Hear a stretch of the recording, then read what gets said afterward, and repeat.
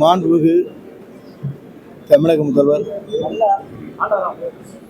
பல்வேறு திட்டங்களை தமிழ்நாட்டில் நிறைவேற்ற வேண்டும் என்ற நோக்கத்தோடு தான் பொறுப்பு அமைச்சராக நம்முடைய திருப்பூருக்கு மக்கள் நல்வாழ்வுத்துறை அமைச்சர் மாண்புமிகு அருண்ராஜ் அவர்களை நியமித்திருக்கிறார்கள். திருப்பூர் மாவட்டத்தை சார்ந்திருக்கிற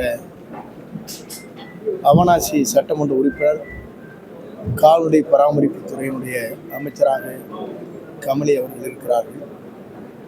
அதே போல திருப்பூர் தெற்கிலே பாலமுருகன், வடக்கிலே சத்யபாமா அவர்கள், பல்லடம் ராம்குமார் அவர்கள், அதேபோல் காங்கேயத்திலே NS அவர்கள்,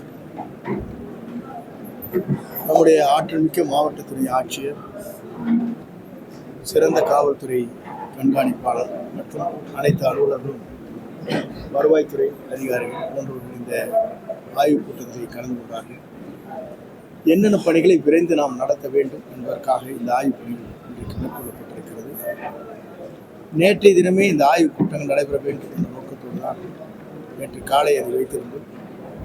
பல்வேறு பணிகள் இதற்கு முன்னாலே ஒரு 15 நாட்களுக்கு முன்னாலே நம்முடைய கர்நாடக மாநிலத்தில் ஒரு நிகழ்ச்சியிலே கலந்து கொள்ள வேண்டும் என்ற நோக்கத்தோடு தான் பொறுப்பு அமைச்சர் அந்த நிகழ்ச்சியிலே கலந்துவிட்டு நேற்று மாலை தான் இங்கே வந்தார்கள். காலையில் இந்த பணிகள் நடைபெற்றுக் கொண்டிருக்கிறது. குறிப்பாக இந்த பணிகளை பொறுத்தவரையில் இன்று நடைபெறுகிற நிகழ்ச்சியை பொறுத்தவரை விடுமுறை நாட்களில் இன்றைக்கு நடைபெற்றுக் கொண்டிருக்கிறது. இருந்தாலும் கூட தவிர்க்க முடியாமல் இந்த பணிகள் இன்றைக்கு நடைபெற வேண்டிய சூழ்நிலை ஏற்பட்டிருக்கிறது. இனி இதுபோன்ற நிகழ்வுகள் ஏற்படாது என்பதையும் நாங்கள் இருவர் சார்பாகவும் 3 பேருடைய சார்பாகவும் நாங்கள் தெரிவித்துக் கொள்கிறோம். ஆக விரைந்து ஆளுநருடைய கூட்டம் நடைபெற இருக்கிறது. ஆய்வுப் பணிகள் முடிந்து என்னென்ன பணிகள் தேக்கமாக இருக்கிறது என்பதை தெரிந்து கொள்ள வேண்டும் என்ற நோக்கத்தோடு தான் நம்முடைய தமிழக முதல்வர், வெற்றி கழகத்துடைய தலைவர், எதிர்கால தமிழகத்தை என்றைக்கும் ஆளக்கூடிய ஒரு தலைவர், அவருடைய ஆணைப்படி நடைபெறுகிற இந்த நிகழ்ச்சி திருப்பூரில் பல்வேறு பணிகள், தேக்க பணிகள், திருப்பூரில் இருக்கிற சாயப்பட்டறையுடைய நிலைகள், திருப்பூரில் தேங்கி இருக்கிற குப்பை, அதே போல் மக்களுக்கு சரியான முறையில் குடிநீர், இது போன்ற பல்வேறு பணிகளை ஆய்வு செய்திருக்கிறோம். இந்த ஆய்வு செய்வதன் மூலமாக எதை விரைந்து செய்வது, எதற்கான நிதிகளை பெற்றுத்தர வேண்டும் என்பதை ஆய்ந்து அந்த பணிகளை நாங்கள் மேற்கொள்ள இருக்கிறோம் என்பதை மகிழ்ச்சியோடு நான் தெரிவித்துக் கொள்கிறேன். 1 லட்சம் டன் திருப்பூரில் அந்த சாயக்கழிவுடைய சிலைக்கு தேக்கம் இருக்கு. அதுக்கு என்ன மாதிரி அதை பொறுத்தவரையும் சென்னையிலிருந்து ஒரு நிறுவனம் இங்கே வருகின்றிருக்கிறார்கள்.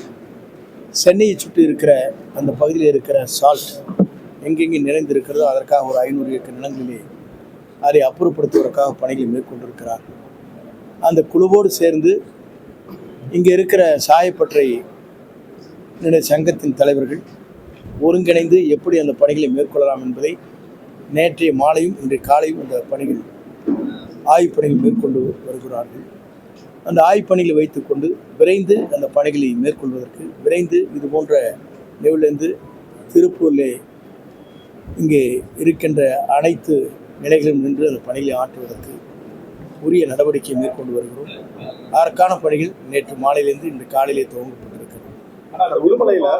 உடுமலைப்பேட்டை அந்த சரௌண்டிங்ல கேரளா பார்டர்ல வந்து ஒரு 15 சென்டிமீட்டருக்கு மேல மக்கள் அங்கே வசிக்கிறாங்க. அவங்களுக்கு இன்னைக்கு வரைக்கும் எந்த ஒரு அடிப்படை வசதி இல்லை. ஒவ்வொரு முறை கவர்மெண்ட் மாறுறப்போ நடவடிக்கை எடுக்க முடியும்னு சொல்றோம். நம்ம ஆட்சியிலே அது செய்ய வாய்ப்பு இல்லை.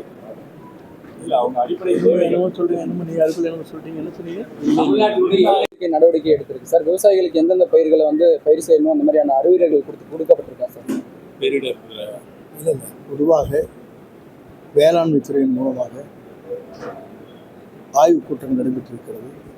இந்த ஆய்வுக் கூட்டத்தின் மூலமாக வேளாண்மை துறை அமைச்சர் அவர்களுக்கு என்ன நடவடிக்கை மேற்கொள்ள வேண்டும் என்பதை அவர்கள் இந்த கருத்துக்களை வழங்கப் போகிறார்கள். வழங்கியுடன் உரிய நடவடிக்கை துறையின் சார்பாக எடுக்கப்படும். ஒரு அரசியல் சார், வருவாய்த்துறை அதிகாரி ஒரே நிறைய அரசு பொறுப்பு பயங்கர வாக்குறுதி. குறிப்பா நான் ஓப்பனாவே சொல்றேன், கடந்த 2 ஆட்சி காலத்துல அவங்கவுங்க சர்வீஸ் ஆப்ரேட் பண்ணியிருக்காங்க.